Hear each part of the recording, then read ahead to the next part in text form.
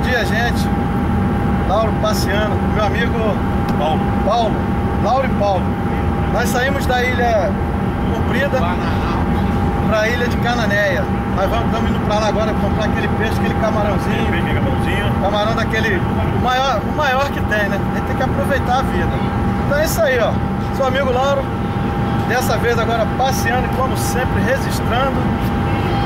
A galera aqui, ó, ele fica me sacaneando, ele fala assim, esse cara filma tudo. Eu falei, claro que eu filmo tudo. A gente boa, sangue bom, moleque maneiro. Então, gente, olha aí, ó.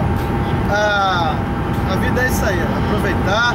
E você, meu amigo, como é que tá se sentindo passear num lugar tão bonito quanto esse? Mas eu me sentindo, não tem nem como falar. Essa paisagem que é maravilhosa, que linda essa paisagem, não tem coisa melhor.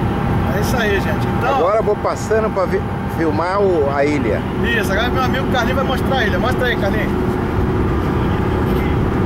Aí, gente, ó, passeio gostoso. Vocês devem estar pensando assim, caramba, o Lauro deve estar gastando uma nota. Que nada, é coisa barata. Bicharia. Não precisa ter muito dinheiro, não. Porque a gente precisa ter amigos.